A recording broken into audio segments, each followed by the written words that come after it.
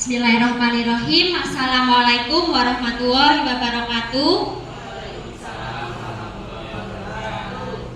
Yang terhormat Ibu Kepala Sekolah SD Negeri Kenconorjo 02, yang terhormat Bapak dan Ibu Guru SD Negeri Kenconorjo 02. Yang pertama, marilah kita panjatkan puja dan puji syukur kehadirat Allah Subhanahu wa taala yang telah melimpahkan rahmat, taufik, hidayah serta inayahnya sehingga kita semua dapat berkumpul di ruang kelas ini dalam keadaan sehat dalam acara desiminasi budaya positif oleh saya sendiri hari ini, hari Sabtu tanggal 21 Oktober 2023. Nah, sholawat serta salam kita aturkan kepada Nabi Agung Muhammad Sallallahu Alaihi Wasallam yang kita nantikan syafaatnya di yaumul kiamah nanti. Amin, Allahumma amin.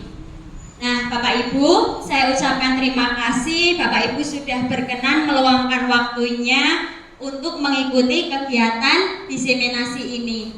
Bapak Ibu, ini memang terkait tugas saya sebagai CGP Angkatan 9. Saya mendapat tugas untuk mendesiminasikan atau memberikan pemahaman kepada Bapak Ibu mengenai budaya positif. Namun harapannya setelah kegiatan ini berlangsung Bapak Ibu mendapatkan wawasan dan kita bisa bersama-sama menerapkan atau mewujudkan budaya positif di sekolah kita tercinta ini.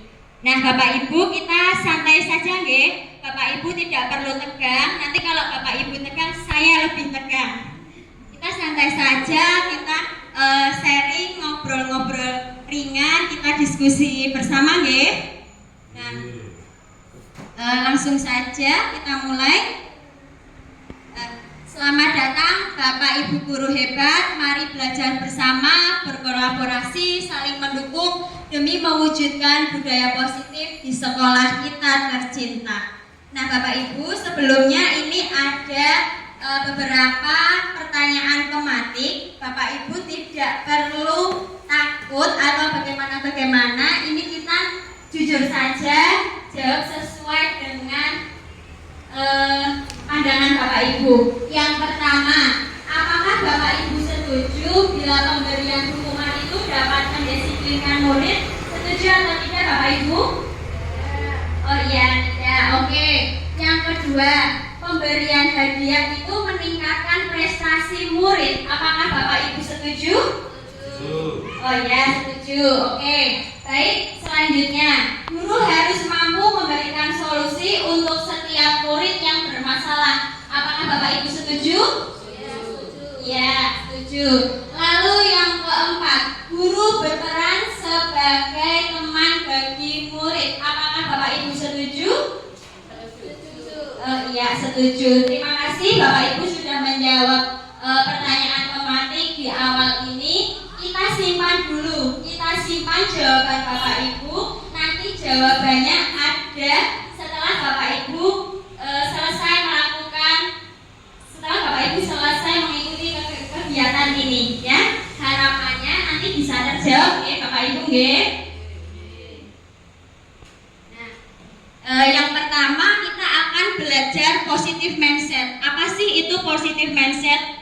Positive mindset itu adalah pikiran positif. Yang pertama kita harus mengetahui dulu apa itu budaya positif. Nah, Bapak Ibu, ini sudah ada di layar. Budaya positif itu perwujudan dari nilai-nilai atau keyakinan universal yang diterapkan di sekolah. Sekarang saya mau tanya Bapak Ibu, kira-kira nilai-nilai yang akan kita wujudkan itu nilai-nilai yang baik atau yang buruk? Nah, Ya, tepat sekali.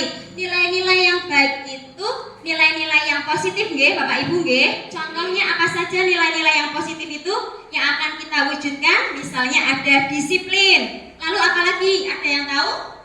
Saling menghargai. Iya, tepat sekali Bu Erna, saling menghargai. Lalu ada nilai apa lagi? Jujur. Ada nilai tanggung jawab. Banyak sekali ya Bapak Ibu ya. Itu yang akan kita wujudkan nanti. Lanjut. Nah, di sini ada konsep inti untuk menciptakan budaya positif. Ada 6. Yang pertama, disiplin positif. Yang kedua, motivasi perilaku manusia. Yang ketiga, keyakinan kelas atau sekolah. Yang keempat, kebutuhan dasar manusia. Yang kelima, posisi kontrol guru. Dan yang keenam adalah segitiga restitusi. Nah Bapak Ibu, dari ke-6 konsep inti ini, apakah ada yang asing menurut Bapak Ibu? Apakah ada yang asing? Mungkin Bapak Ibu sudah menerapkan tapi belum tahu namanya nggih. Saya yakin Bapak Ibu semuanya sudah menerapkan, namun Bapak Ibu belum tahu namanya. Dan nanti kita akan belajar bersama-sama satu persatu. Selanjutnya, kita akan melakukan percobaan. Ini permainan Bapak Ibu, judulnya cobalah buka. Setelah ini Bapak Ibu berpasangan, dua-dua Anda dan teman Anda melakukan kegiatan cobalah buka. Misal Bapak Ibu ada yang bertugas untuk mengepalkan salah satu tangannya, dan ada teman yang satu, pasangannya lagi itu yang bertugas untuk membuka kepalan tangan. Dan yang ada di kepalan tangan itu seolah-olah sesuatu yang sangat berharga yang harus kita jaga. Tetapi teman yang satu itu bertugas untuk mencoba membukanya dengan segala cara. Boleh dirayu, boleh dibujuk, boleh dihardik, boleh dengan menggoda, boleh dengan memarahi, atau apapun itu. Ayo kita coba bersama-sama Bapak Ibu, berpasangan. Siapa yang bertugas untuk mengepal dan siapa yang bertugas untuk membuka kepalan temannya. Boleh dengan dirayu. Ayo sih, boleh Bu, kayak mohon. Ayo sih, tolong buka, tolong. Nanti tak kasih hadiah tuh. Nanti tak kasih uang tuh. Ibu Novi cantik deh, gitu. Boleh dirayu Bapak Ibu.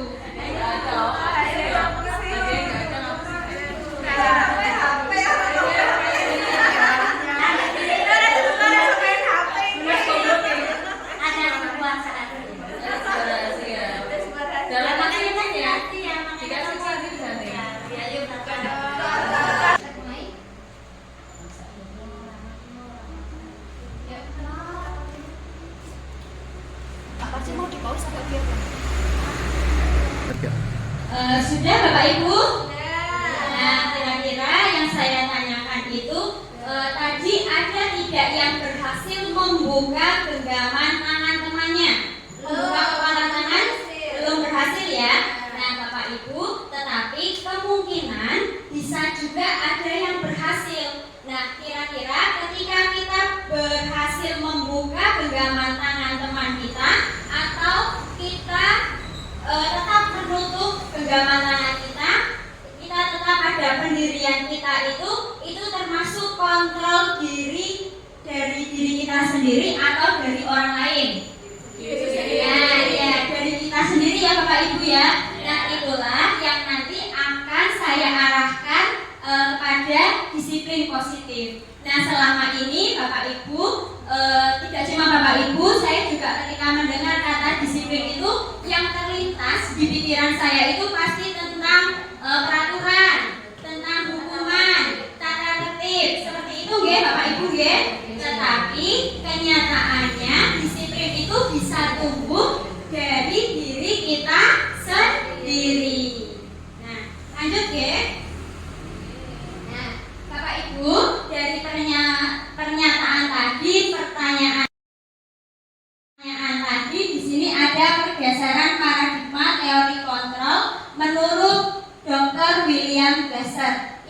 pertama, ilusi guru mengontrol murid. Seperti ini contohnya Bapak Ibu.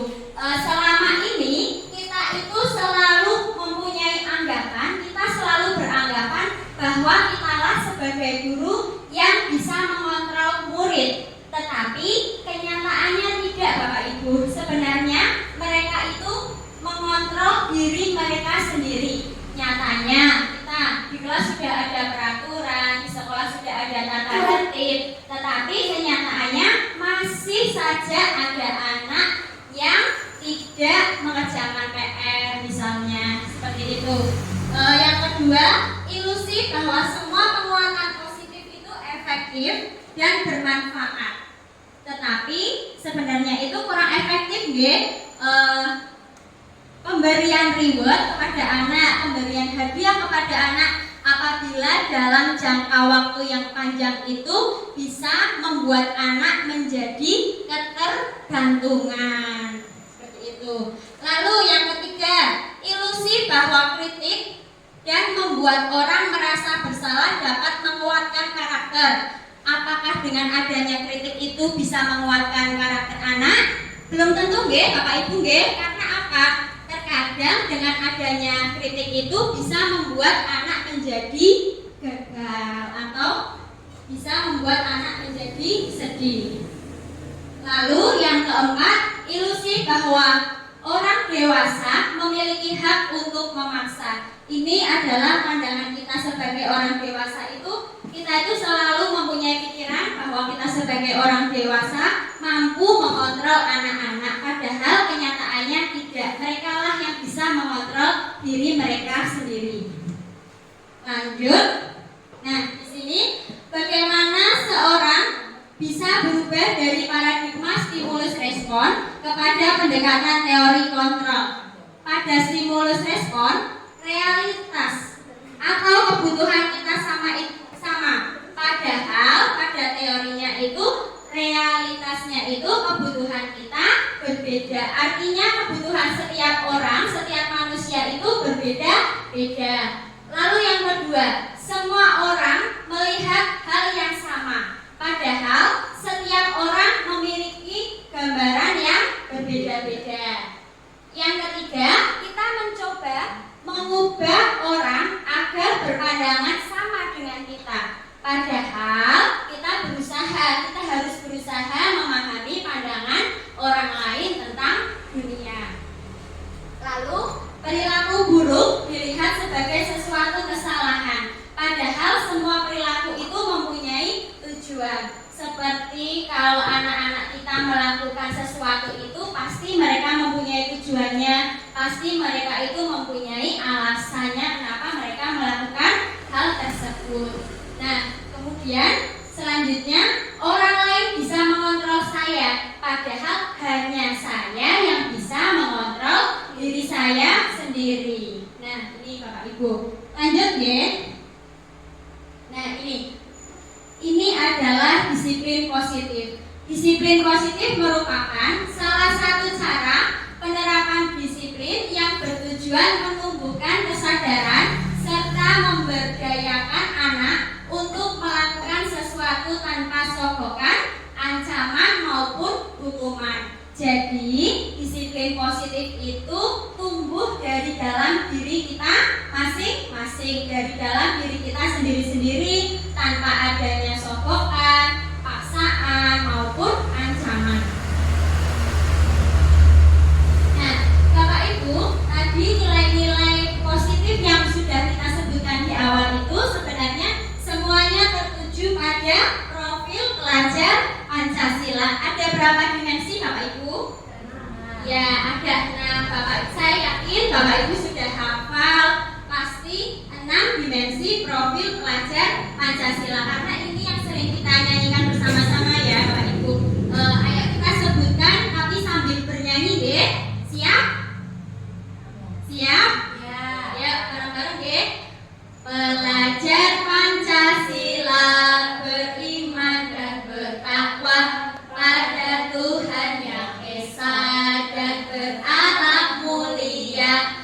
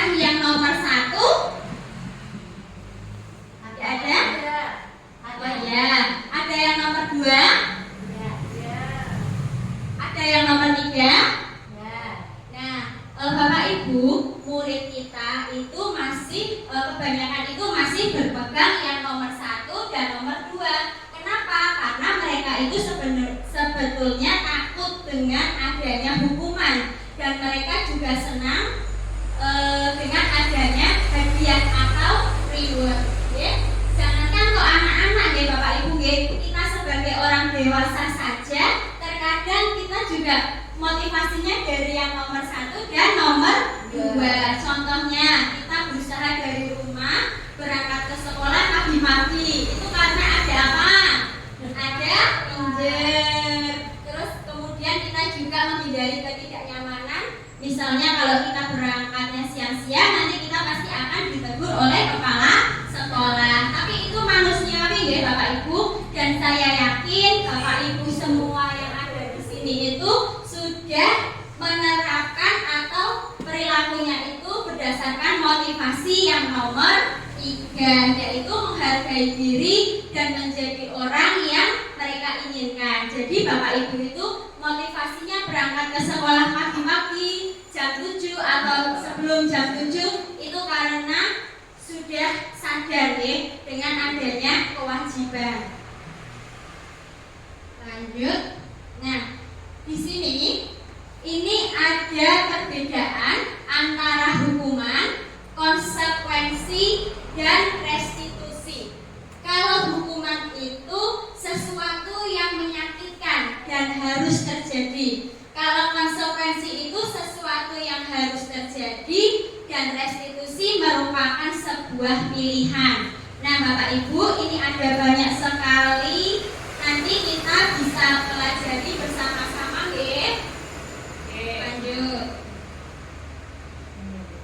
Nah, di sini berdasarkan bagian di atas ini ada penjelasan. Ini sudah saya ringkas lagi.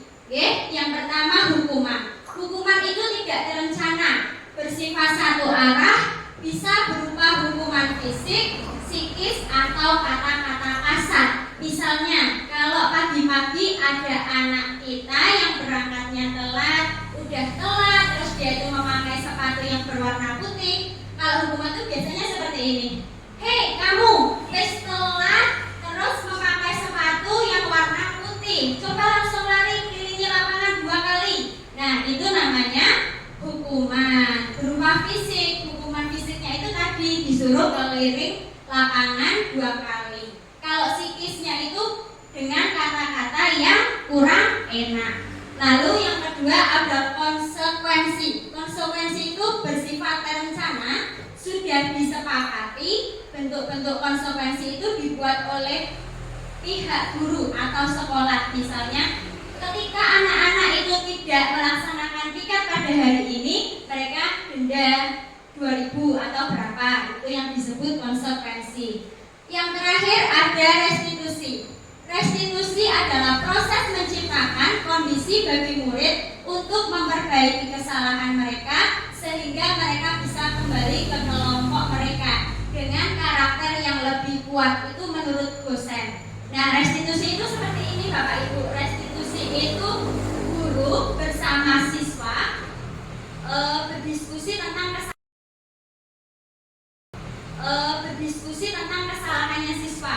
Namun pada akhirnya itu siswa sendirilah yang menemukan atau yang bisa menyelesaikan masalahnya. Jadi siswa itu secara mandiri mencari solusi dari permasalahannya tersebut. Lanjut. Nah, ini Bapak Ibu, ini ada beberapa pertanyaan. Manakah yang termasuk konsekuensi atau hukuman? Yang pertama, lari mengelilingi lapangan basket 2 kali karena terlambat hadir di sekolah. Ini termasuk konsekuensi atau hukuman?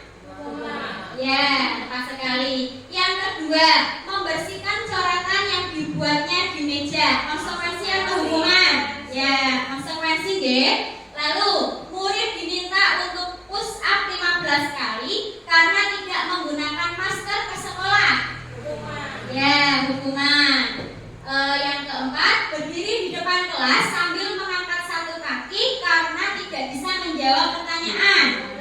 Hukuman. Yang terakhir, lari keliling lapangan karena terlambat 10 menit pada saat pelajaran PJOK. Ini termasuk konsekuensi. dia sudah pas ada mata pelajarannya. Nah, lanjut Bapak Ibu, di sini itu dihukum oleh penghargaan. Nah, kita itu sering memberikan penghargaan kepada anak-anak kita yang berprestasi Bapak Ibu. Tetapi pemberian hukuman itu bisa menghukum anak. Nah, misalnya yang pertama, pengaruh jangka pendek atau jangka panjang. Murid disiplin, murid pintar, murid selalu patuh, itu kalau motivasinya karena mendapatkan hadiah yang seperti ini, nanti lama-lama kalau guru tidak memberikan hadiah atau tidak memberikan reward, maka murid akan menjadi malas. Nah, seperti itu. Berarti dengan adanya penghargaan itu kurang efektif. Apalagi kalau jangka panjang. Bapak Ibu itu mau memberikan hadiah kepada anak itu selamanya. Kan pastinya tidak, Kalau jangka pendek, oke, masih bisa. Tetapi kalau jangka panjang itu kurang efektif. Kemudian penghargaan merusak hubungan. Misalnya yang diberi penghargaan itu selalu siswa yang nomor 1 dan yang nomor 2. Padahal kan mereka juga sama-sama bisa, sama-sama bagus, tapi dia pasti merasa, loh kok kayak terus yang untuk penghargaan, kenapa aku tidak? Padahal aku juga baik, aku juga bisa. Kemudian penghargaan mengurangi kualitas dan penghargaan mematikan kreativitas. Misalnya anak itu kalau di kelas 1 itu selalu mendapat reward dari gurunya. Nah, ketika guru kelas 1-nya itu cuti atau izin, kan itu kan digantikan oleh guru yang lain. Nah, ketika guru yang lain itu tidak memberikan sesuatu yang sama, nanti anak jadinya biasanya sama Bu Helmi itu dapat hadiah, kok sama Bu Mei nggak dapat hadiah, seperti itu. Jadi dengan adanya hadiah atau penghargaan itu bisa membuat anak menjadi ketergantungan. Lanjut, Bapak Ibu, mengapa keyakinan kelas? Mengapa bukan peraturan kelas saja? Adakah yang bisa menjawab? Mengapa sih kok keyakinan kelas kita membuatnya itu? Mengapa tidak peraturan kelas saja? Coba Bu Helmi. Terima kasih untuk waktunya, Bu Mei. Ya, mengapa keyakinan kelas bukan peraturan kelas? Jika keyakinan kelas itu adalah dibuat secara bersama, secara bersama-sama, diskusi bersama antara guru dengan murid dan disepakati untuk dibuatlah sebagai keyakinan kelas, sehingga semua itu meyakini dengan hatinya dan pikirannya. Jadi itu bukan sesuatu hal yang tidak konsekuensi atau hukuman. Kalau peraturan itu mau tidak mau, suka tidak suka, senang tidak senang, harus ditaati, hak paten gitu ya. Jadi itu harus ditaati. Kalau sedangkan keyakinan itu terbentuk dari keyakinannya masing-masing siswa dan guru dan disepakati secara bersama dengan lebih berpihak pada murid, seperti itu. Terima kasih. Luar biasa sekali, beri tepuk tangan untuk Bani. Nah, benar ya, kalau keyakinan kelas itu kita bersama-sama, yang membuat itu antara guru dengan murid. Kalau peraturan itu biasanya perorangan atau individu atau lembaga yang membuat, misalnya peraturan sekolah SD Negeri Kencongorjo 02, seperti itu. Lanjut. Nah, Bapak Ibu, mengapa kita memiliki peraturan tentang penggunaan helm pada saat mengendarai kendaraan roda 2? Bapak Ibu, kalau ke Batam memakai helm itu karena apa? Karena adanya apa Bapak Ibu? Apakah adanya peraturan atau keyakinan? Karena adanya peraturan ya. Karena yang membuat peraturan siapa? Bukan kita ya. Apakah Bapak Ibu diajak untuk membuat peraturan tersebut? Tidak. Dan berarti itu termasuk peraturan. Kalau yang kedua, mengapa kita memiliki peraturan tentang penggunaan masker dan mencuci tangan setiap saat? Nah, kalau ini termasuk peraturan atau keyakinan? Keyakinan. ini kalau aku tidak memakai masker nanti bisa-bisa aku terkena COVID loh. Nanti bisa-bisa aku kena pilek loh atau penyakit yang lain. Lanjut. Nah, ini Bapak Ibu. Keyakinan kelas itu dibuat berdasarkan kesepakatan antara guru dan murid, bersifat universal. Sedangkan peraturan biasanya dibuat oleh guru dan bersifat satu arah. Bapak Ibu, sampai sini apakah aman? Aman nggih? Lanjut. Nah, ini Bapak Ibu, ini adalah prosedur pembentukan keyakinan sekolah atau kelas. Nah, saya yakin Bapak Ibu semuanya di sini sudah pada membuat keyakinan kelas semua nggih? Pasti sudah. Saya yakin. Yang pertama, prosedurnya itu penyampaian konsep. Kita mengajak anak-anak hari ini kita akan bersama-sama membuat keyakinan kelas loh. Apakah kalian sudah tahu apa itu keyakinan kelas? Nah, seperti itu kita jelaskan dulu konsepnya. Yang kedua, mempersilahkan murid untuk mencurahkan ide tentang peraturan yang akan disepakati. Kita membagikan kertas atau sticky note kepada anak satu-satu untuk menuliskan mereka itu menginginkan kelas yang bagaimana sih. Anak-anak itu pengennya itu ketika kegiatan belajar mengajar itu bagaimana sih. Nah, kita minta anak-anak satu persatu untuk menuliskannya, kemudian ditempelkan ke depan maju satu-satu. Setelah itu ganti kalimat negatif menjadi positif. Maksudnya di sini pastikan anak-anak ada tuh yang menulis tidak boleh datang terlambat atau tidak boleh membuang sampah sembarangan. Nah, itu pada keyakinan sekolah ini kita ganti, kita ubah kalimat negatif menjadi kalimat positif dengan membuang kata tidak, jangan, atau dilarang. Misalkan tadi itu dilarang membuang sampah sembarangan, berarti kita ganti kalimatnya menjadi buanglah sampah di tempatnya. Langkah yang selanjutnya, tinjau kembali curahan pendapat yang terkumpul dan susun menjadi keyakinan kelas. Lalu tinjau keyakinan kelas yang sudah disusun 3-8 keyakinan. Nah, Bapak Ibu, kalau membuat keyakinan kelas itu tidak perlu banyak-banyak deh, tidak perlu 10, 15, 20. Itu akan mempersulit anak untuk mengingat-ingatnya. Cukup 3-8 keyakinan saja.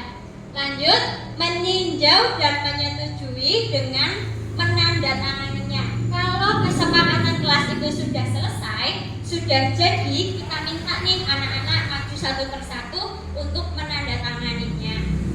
Dan yang terakhir, keyakinan kelas ditempel di dinding kelas yang mudah dijangkau nggih Bapak Ibu nggih. Misal di sini, jangan di atas situ nggih karena anak-anak akan kesusahan membacanya.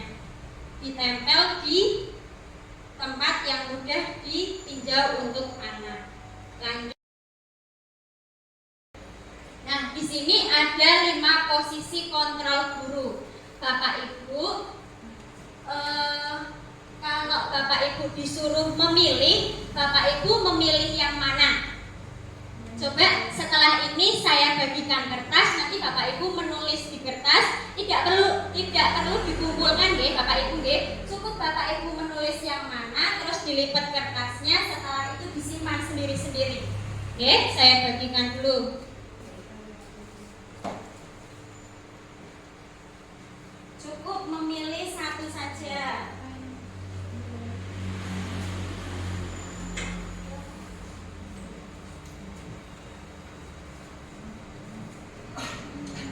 Cukup ditulis salah satu saja, kemudian dilipat, tidak perlu dikumpulkan ke depan.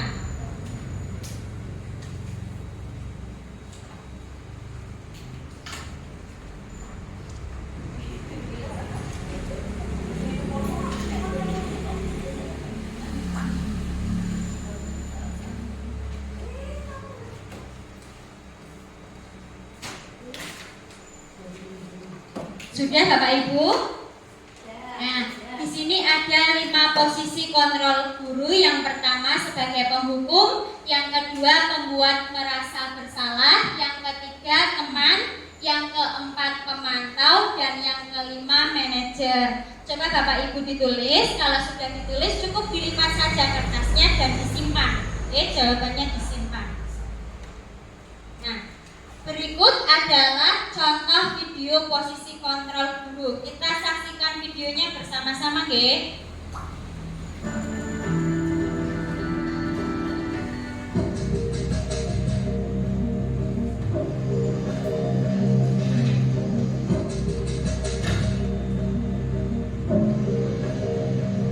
Naren, sini kamu. Selamat pagi, Bu. Selalu terlambat. Kamu deh, pasti terlambat. Maaf, Bu. Saya Apa? Apa coba? Alasan kamu apa lagi? Kapan sih kamu tidak terlambat? Malas sekali ya kamu jadi anak. saya Dasar pemalas. Gak kapok-kapok sih kamu. Sudah berapa kali terlambat? Sana, kamu keliling lapangan basket 2 kali. kenapa saya harus keliling lapangan basket, Bu? Kenapa? Kamu melawan ibu? Berani-beraninya jawab. Sudah terlambat, masih berani jawab pula. Sekarang, keliling lapangan basket 5 kali sekalian. Biar kapok. Cepat. Pergi sana ke lapangan basket.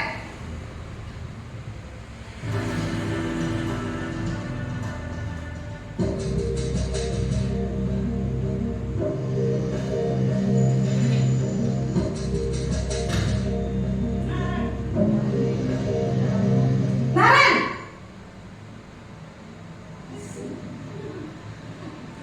Selamat pagi, Bu. Naren. Kamu kenapa terlambat lagi, nak? Ya Tuhan, Naren. Kamu senang ya bikin ibu susah ya? Kalau kamu terlambat lagi, nanti ibu yang ditegur bapak kepala sekolah, nak. Disangka ibu tidak bisa membina kamu. Duh, gimana ini? Maaf, Bu. Duh, Gusti Naren. Kamu suka ya kalau ibu ditegur bapak kepala sekolah? Terus, sekarang ibu harus tulis apa ini di buku absen? Ini kamu sudah sering terlambat loh. Ibu harus apa coba? Maaf, Bu. Maaf sekali. Ya sudah, lain kali jangan bikin ibu susah lagi anak ya. Ibu tidak akan kuat lagi kalau kamu begini terus. Bisa jantungan kalau ibu ditegur bapak kepala sekolah. Sana cepat ke kelas. Maaf ya, Bu. Maaf sekali.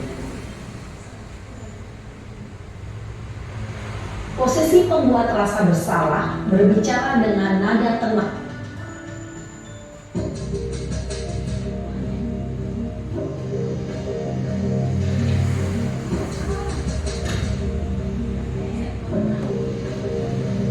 Naren!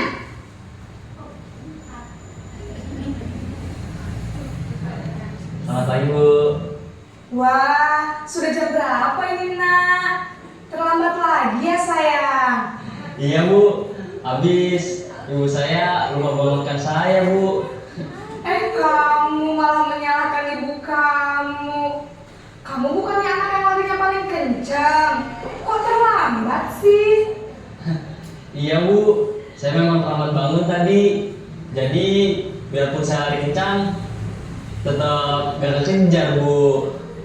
Ya sudah sana. Nanti lain kali larinya lebih kencang lagi ya. Biar gak terlambat lagi. Bikin seneng ibu. Demi ibu. Bisa kan? Bisa lah, Bu. Ya sudah sana masuk kelas. Ibu beresin urusan absen kamu. Kamu ini ada-ada saja.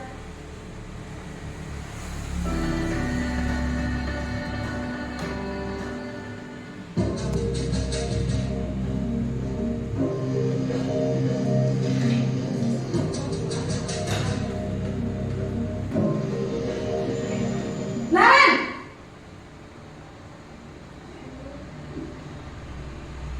Selamat pagi, Bu. Naren, apa peraturan sekolah kita tentang jam berapa kita harus masuk sekolah, nak? Kita harus di sekolah jam 7, Bu. Iya betul, sekarang sudah jam 7.20. Naren sudah tahu konsekuensinya jika terlambat hadir. Paham, Bu. Saya harus tinggal kelas pas jam istirahat selama 20 menit. Iya benar, konsekuensinya demikian. Jadi nanti jam 9.30 pas istirahat, kamu harus tinggal di kelas, kerjakan tugas tambahan untuk ketertinggalan kamu, ya? Baik, Bu.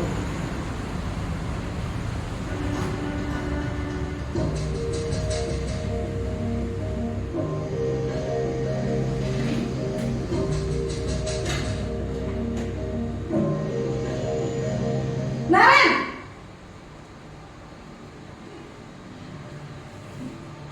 Selamat pagi, Bu. Selamat pagi, Naren. Maaf, Bu. Saya terlambat. Iya, sekolah masuknya jam 7, sekarang sudah jam 7.20. Jadi sekarang bagaimana ini, Naren? Maaf, Bu.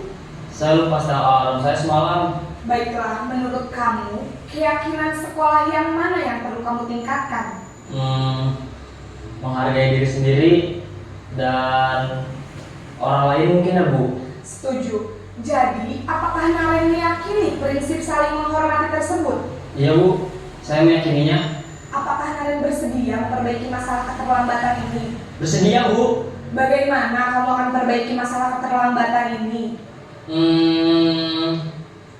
Saya akan coba untuk tidak lupa menyetel alarm saya, Bu.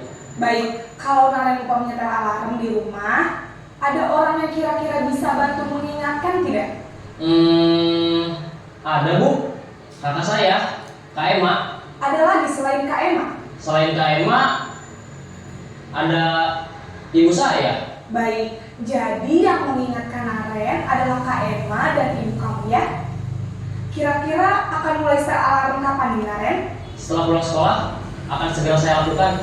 Baik, jadi Naren akan setel alarm untuk bangun besok pagi dan akan diingatkan oleh kakak dan ibunda Naren, ya? Ada lagi yang mungkin perlu dilakukan, Naren? Agar tidak terlambat bangun lagi. Tidak ada, Bu. Baik, Naren. Terima kasih untuk kerjasama kamu. Sekarang kamu perlu kembali ke kelas untuk belajar. Baik, Bu. Terima kasih.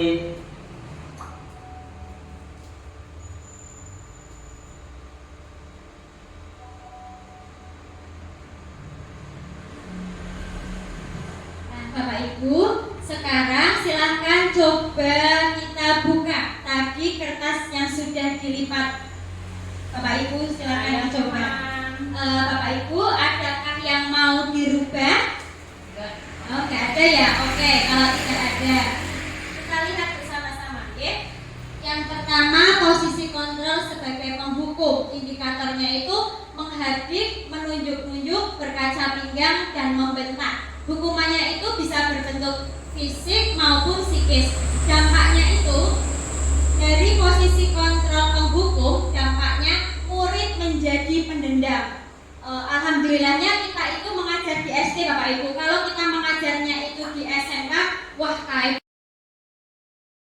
Ibu Helmi lewatnya mana nanti pulangnya hadang seperti itu, ya? Atau wah motornya Belmi yang mana nih nanti? Oh, iya seperti itu. Nah, yang kedua, posisi membuat merasa bersalah itu dengan suara yang lembut. Guru menyatakan kesalahannya pada murid seolah-olah itu guru menderita, Bapak Ibu. Nah, itu dampaknya murid bisa merasa bersalah dan menarik diri. Otomatis murid menjadi ciut. Yang ketiga, posisi kontrol teman. Pada posisi kontrol teman ini, guru bersikap ramah, cenderung bersenda gurau untuk menghangatkan suasana. Namun, ada dampaknya, Bapak Ibu. Apa dampaknya? Murid bergantung pada satu orang dan membuat murid atau siswa itu tidak mandiri. Hari ini aku tidak mengerjakan PR. Tenanglah, aku itu sudah CS dengan Bu Helmi, aku itu sudah CS dengan Bu Yul misalnya. Pasti Bu Yul bisa membantu aku, gak apa-apa lah, kan kita sudah CS seperti itu. Lanjut, yang keempat, posisi kontrol pemantau. jawab. Nada bicaranya dan ekspresinya datar, identitasnya berhasil, tetap memantau saat murid diberi sanksi. Dampaknya menghitung hadiah atau hukuman yang diberi tanpa melihat nilai kebajikan dan tidak sepenuhnya murid bisa mandiri. Yang terakhir yaitu posisi manajer, itu suaranya netral, tercipta identitas positif dan berhasil, menunjukkan pertanyaan bermakna dan membantu murid untuk memecahkan masalah. Dampaknya murid menjadi mandiri karena murid itu dibantu guru untuk dapat menyelesaikan masalahnya sendiri. Seperti tadi kasusnya Naren itu, Naren akan berusaha untuk menyetel alarm seperti itu. Nah, Bapak Ibu, adakah tadi yang menjawab sebagai manajer? Oh iya, ada. Jadi kesimpulannya dari kelima posisi kontrol di atas, yang paling ideal dilakukan oleh seorang guru adalah posisi manajer. Iya. Aman nggih Bapak Ibu nggih? Tidak ada pertanyaan? Nah, kalau tidak ada kita lanjut 5 kebutuhan dasar manusia. Bapak Ibu, di sini ada 5 kebutuhan dasar manusia. Yang pertama, kebutuhan bertahan hidup. Yang kedua, kasih sayang dan rasa diterima. Yang ketiga, penguasaan. Yang keempat, kebebasan. Dan yang kelima, kesenangan. Kebutuhan bertahan hidup itu apa saja Bapak Ibu? Misalnya sandang, pangan, terus papan. Ya, kalau kasih sayang atau rasa diterima itu misalnya apa Bapak Ibu? Misalnya rasa kita diterima, kita diperhatikan, ya. Lalu yang keempat itu penguasaan, misalnya aku hebat loh, nilaiku itu paling tinggi loh di antara teman-teman. Kemudian yang keempat itu kebebasan, misalnya anak-anak itu menginginkan sekali-kali itu diajak belajar di luar ruangan, ya, karena mereka itu mungkin bosan kalau belajar di dalam kelas terus-menerus. Lalu yang terakhir yaitu kesenangan. Bapak Ibu, kalau merasa senang itu pas apa nih? Pas mau beli Kak? Pas banyak uang atau pas gimana nih? Atau pas jalan-jalan atau pas ngomong? Oh, pas jalan-jalan senang. Ya, seperti itu. Nah, Bapak Ibu, apakah 5 dasar kebutuhan manusia itu hanya dibutuhkan bagi kita orang dewasa atau murid-murid juga membutuhkannya? Membutuhkan deh, anak-anak juga membutuhkan 5 dasar kebutuhan manusia. Lanjut. Nah, ini Bapak Ibu, ini ada beberapa soal. Yang pertama, aku senang main kejar-kejaran dengan ibu guru. Seru. Ini termasuk yang mana Bapak Ibu? Tadi soalnya, aku senang main kejar-kejaran dengan ibu guru. Seru. Di sini ada punya senang. Jadi ini termasuk yang kesenangan. Lanjut yang kedua, ibu kejar aku karena ibu sayang aku. Jadi ini termasuk yang iya, kasih sayang tadi. Lanjut yang ketiga, aku hebat kan bisa bikin ibu guru kejar aku. Ini termasuk yang iya, tepat sekali, yang penguasaan. Yang terakhir, aku bosan belajar mewarnai terus di dalam kelas. Ini termasuk yang kebebasan. Oke, beri tepuk tangan untuk kita semua. Nah, lanjut. Nah, ini segitiga restitusi. Segitiga restitusi itu adalah langkah-langkah yang paling ideal yang dilakukan seorang guru dalam menyelesaikan masalah siswa. Ini ada 3 Bapak Ibu langkah-langkahnya. Yang pertama yaitu menstabilkan identitas, misalnya dengan perkataan setiap orang itu pernah melakukan kesalahan, tidak apa-apa. Guru juga dulu pernah kok terlambat kok. Nah, seperti itu. Yang kedua, validasi tindakan yang salah. Kita menanyakan mengapa kamu berbuat seperti itu. Guru yakin pasti kamu mempunyai alasan ya. Nah, seperti itu. Lanjut yang terakhir, menanyakan keyakinan. Misalnya validasi tindakan yang salahnya. Yang terakhir itu dengan menanyakan keyakinan, misalnya perbuatan kamu tadi itu melanggar kesepakatan kelas kita yang mana ya? Nah, seperti itu. Lanjut, Bapak Ibu, di sini ada contoh video segitiga restitusi yang sudah saya terapkan di kelas saya. Yuk kita nonton bersama-sama, nggih.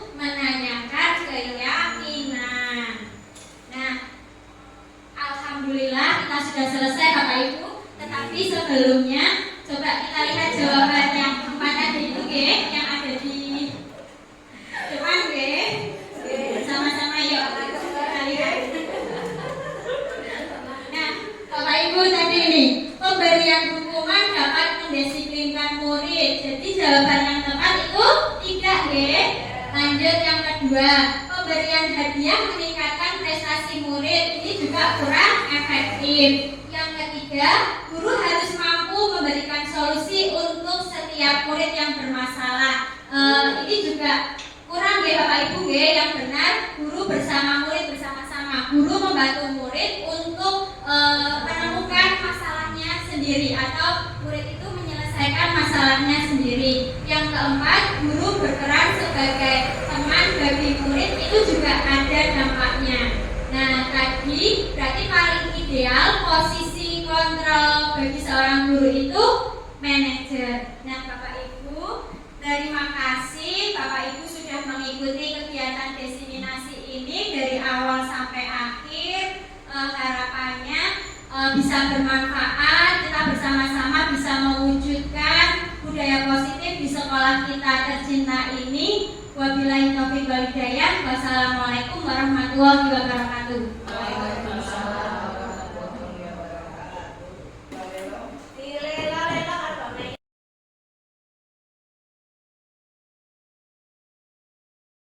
Assalamualaikum warahmatullahi wabarakatuh.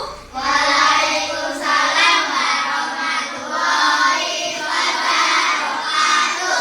Bagaimana kabar kalian hari ini? Baik. Alhamdulillah, jika kabar kalian hari ini semuanya baik. Nah, anak-anak, hari ini kita akan membuat yang namanya keyakinan kelas.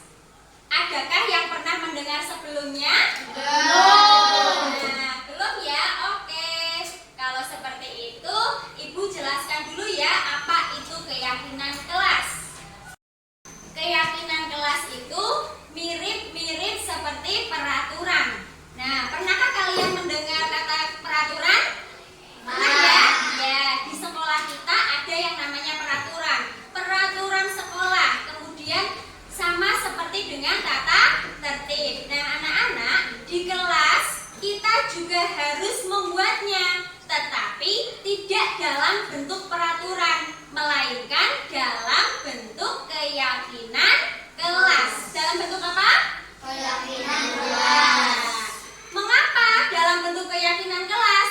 Karena dengan adanya keyakinan kelas nanti kita akan meyakini diri, kemudian kalian akan berusaha untuk bertanggung jawab terhadap nilai-nilai yang kita yakini bersama. Jadi nanti keyakinan kelas itu dalam bentuk kesepakatan kita buat bersama. Nanti kalian yang membuat bersama Bu Guru, dan nanti kita juga yang menjalankan. Apakah sudah paham? Nah, seperti apa contohnya? Misalnya kita akan membuat keyakinan kelas dalam bentuk kesepakatan. Misalnya sesama teman itu harus saling apa? Menolong, boleh. Harus saling menolong. Terus saling apa lagi? Saling menghargai, boleh. Saling menyayangi, boleh. Terus boleh. Nanti kalian membuatnya dalam bentuk kalimat positif, tidak kalimat negatif. Contohnya seperti ini: dilarang membuang sampah sembarangan. Kata dilarangnya itu dihilangkan. Tidak boleh menggunakan kata tidak, jangan, dilarang. Itu dihilangkan. Misalnya kalau ada kata dilarang membuang sampah sembarangan, berarti kita akan menggantinya menjadi kalimat yang positif. Misalnya, buanglah sampah pada tempatnya. Misalkan, aku pinginnya itu Bu, dilarang mencontek. Oke, boleh, tetapi kata dilarangnya kita ubah menjadi kalimat yang positif. Jadi apa? Kerjakan tugas dengan jujur. Anak yang mencontek itu tidak yang jujur ya, tidak jujur. Oke. Apakah kalian sudah paham? Nah, setelah ini kita akan membuat keyakinan kelas. Ibu akan membagi kertas warna. Ini namanya sticky note. Nanti Bu Guru bagi kalian satu-satu. Kalian menuliskan apa yang kalian inginkan. Ya, kalian menuliskan kesepakatan apa yang kalian inginkan di kelas ini. Kalian bisa menuliskan di sini. Kalau sudah,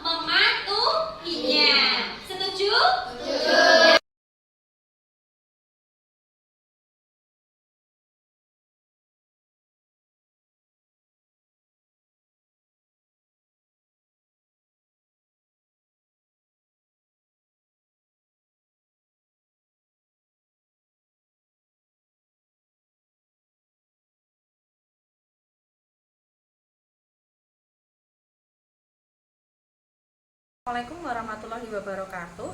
Perkenalkan, nama saya Novi Nuridaya. Saya guru kelas 3 di SD Negeri Kertonorjo 02. Saya mengucapkan terima kasih kepada Bu Mei. Dengan adanya diseminasi ini, saya menjadi bertambah wawasan. Diharapkan setelah kegiatan ini, kita bisa mewujudkan budaya positif di sekolah kita tercinta. Terima kasih. Wassalamualaikum warahmatullahi wabarakatuh.